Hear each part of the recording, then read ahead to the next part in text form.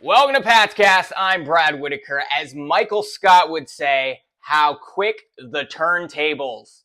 Drake Maye now seems to be having a rising draft stock after about 2 to 3 months of hearing nothing but bad news about the guy. Suddenly we're getting media reports left and right saying, this is the guy you want on your team. And it's fascinating. I'm wearing my Carolina blue today just for this reason. This was a guy who was considered the consensus number 2 overall pick for about 2 years now, really. If Caleb Williams weren't in this draft, he would have been the presumed number 1 for the last couple of years as well. But because of the way Jaden Daniels really performed at the end of this past college football season, and because Drake Maye kind of took a step back with a different offensive scheme in his last season, uh, less playmakers to work with, didn't have quite as strong of a statistical output. I've been seeing him dropping on boards to like 6th, 7th, or 8th. And now he's starting to get some love again from the media, and it's a little strange. Now, this is NFL draft season, right? Like every story you could possibly imagine is going to be floated out there. This guy's great. This guy's terrible. JJ McCarthy is the best quarterback in the draft. Just kidding. He's a 3rd rounder. We're hearing everything. So take this all with a grain of salt. And all these teams are going to do their own individual evaluations of the quarterbacks. And that's what the ultimate decision is going to come down to, right? But let's also not pretend scouts and GMs are just siloed off. They listen to these things. They're tuned in to what other people are saying, even in the media, because they want to get as much information as possible to make an informative decision about who their franchise quarterback could potentially be next. And this decision between the Washington Commanders at number 2 and the New England Patriots at number 3 could create a seismic shift for both of these franchises and could be the difference between, well, another bust in the first round early in the draft at quarterback, or thank goodness they drafted this guy, they're going to the Super Bowl.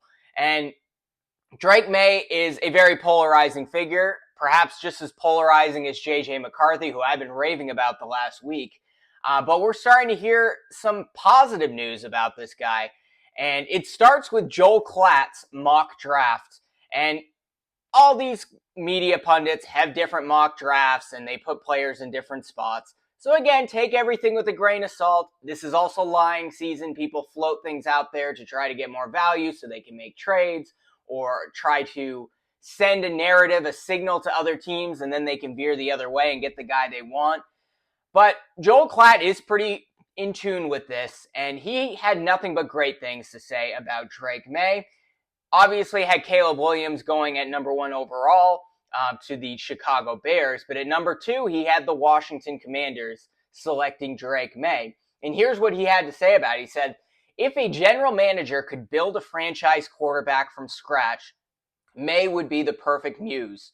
Drake Maye is considered an ideal prototype for a franchise quarterback due to his size, arm talent, and athleticism. Now, Drake Maye, 6'4", 223 to 230 pounds. I've seen him weigh in somewhere in that range.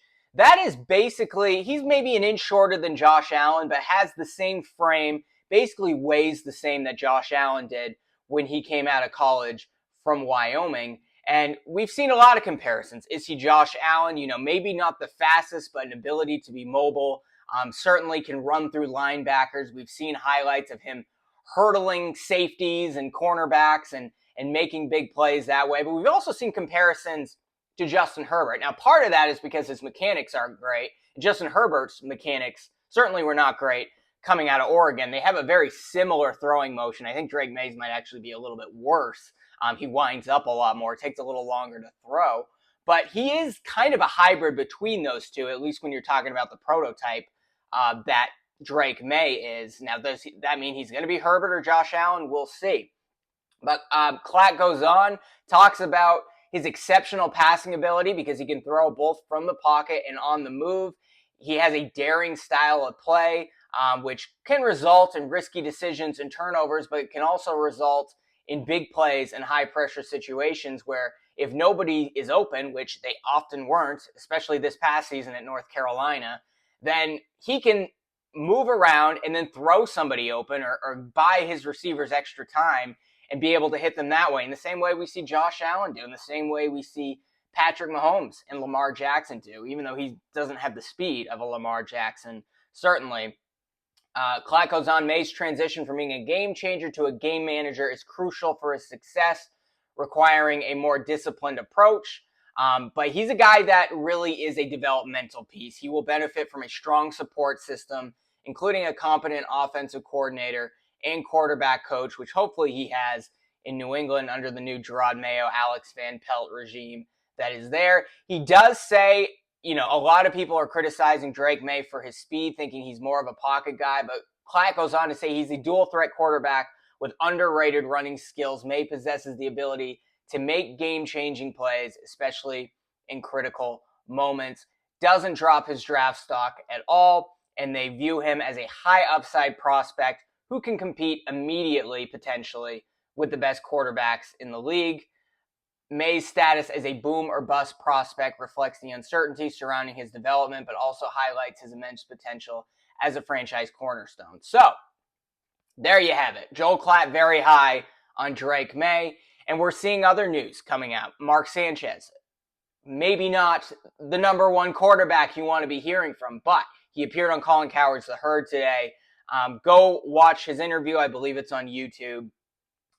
Really broke down the plays of Drake Maye, the good, the bad, the ugly, and talked about his ability to really throw receivers open, which is not a trait we tend to see until good quarterbacks come out of college and into the NFL. Drake Maye is doing that because he had to do that with his minimal receiving core at North Carolina. Yeah, he had the Walker guy. He had a decent tight end. But really also had no protection. By far the worst protection in front of him than any of these elite quarterback prospects, tier 1, tier 2, in this year's NFL draft. Maybe not as bad as Spencer Rattler. I don't think he had a great one. But look, I know he was in the ACC going up against inferior competition, but I don't care if you're playing in the Big Sky or high school football. If you don't have a solid offensive line in front of you, I don't care how good of a quarterback you are going to struggle and you're going to get sacked. So Drake Maye was working with less than most of these quarterbacks, and there's a lot of positives to say about him. Now, Phil Perry from NBC Sports Boston, who's been saying nothing but great things about Jayden Daniels. Patriots should take Jayden Daniels. He's the guy they should ultimately draft. Just suddenly changed his mind this week and hopped aboard the Drake Maye train, asserting that Maye is the top quarterback prospect in this year's draft, putting him ahead not just Jayden Daniels, but ahead of Caleb Williams as well. Now, he's not saying that Drake Maye is the top quarterback right now. He's saying because he has the highest ceiling, the highest upside of all these quarterbacks in this year's draft, that's why he should be drafted by the Patriots and should be considered the number one prospect, not necessarily the number one player, but the number one prospect, because he could potentially offer more than those guys who are more ready out of the box. And the reason he says it is due to his age. He is younger. I think he's a couple years younger than Jayden Daniels. He's only 21 years old and has more developmental potential. Now, remember, Josh Allen kind of struggled his first years in the league. Buffalo Bills were full-scale rebuilding, and Josh Allen really didn't become the Josh Allen that we know until about end of his second year, third year in the league, and then suddenly he's in the MVP conversation. He sees Drake Maye as a similar guy in a similar situation, particularly if he falls to number 3 to the New England Patriots, who certainly are not winning the Super Bowl this year, barring some absolute miracle, which is not going to happen.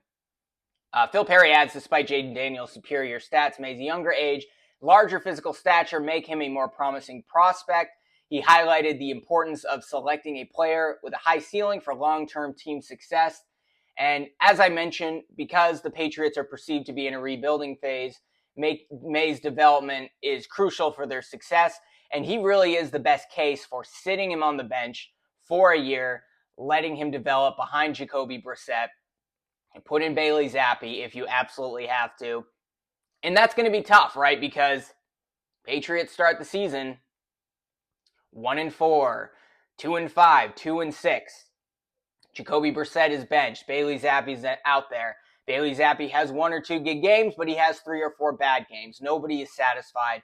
We're in a similar situation with Zappi as we were at the end of this past season. Everyone is going to be calling for Drake Maye to be put in there, and all the fans are going to be disappointed. Why do you draft this guy at number 3 if you're not going to play him? He's on a 4-year contract, and you have to figure out the 5th-year option eventually. Get him in there. Don't waste a year. That is going to be a tough decision on the Patriots' part, especially if in training camp, Drake Maye looks to be the best quarterback on the field. Then what the hell do you do? All right, if he's outperforming Jacoby Brissett, he's outperforming Bailey Zappi.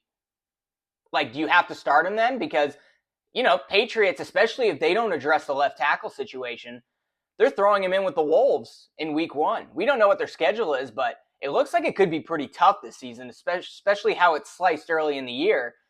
Will that mean Drake Maye is put in a bad situation?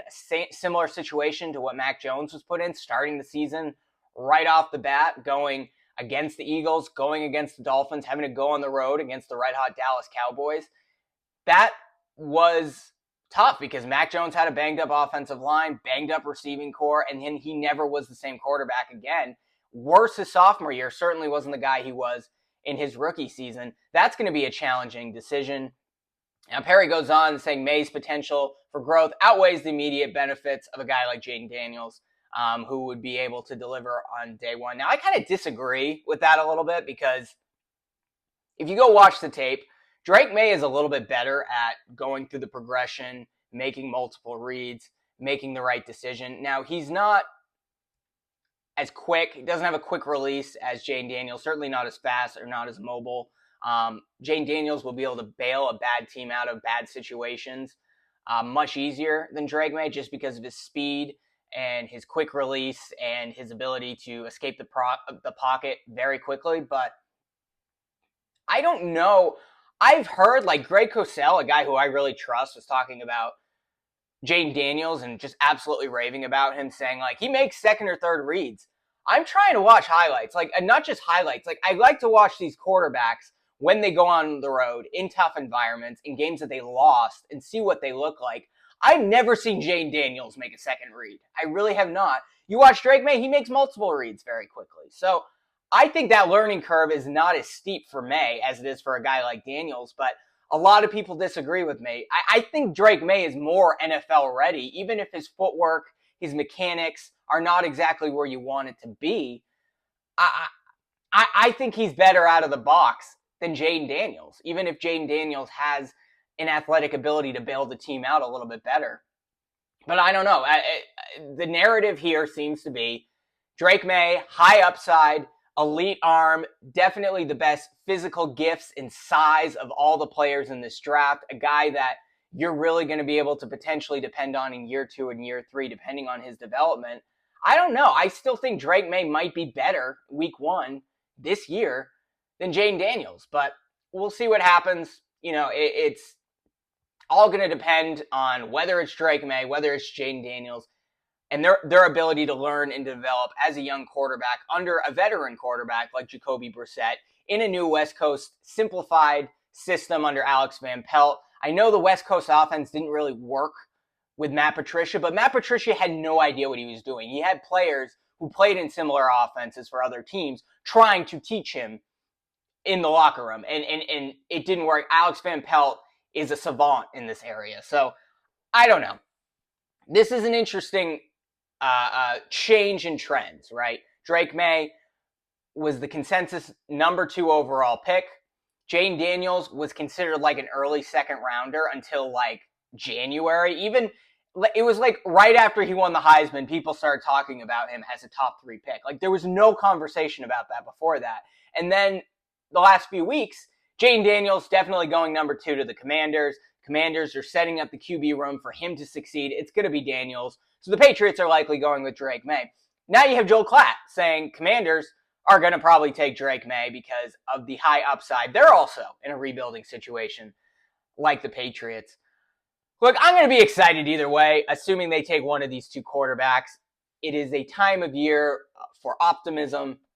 But really, I think the Patriots, if they do that, they don't trade back.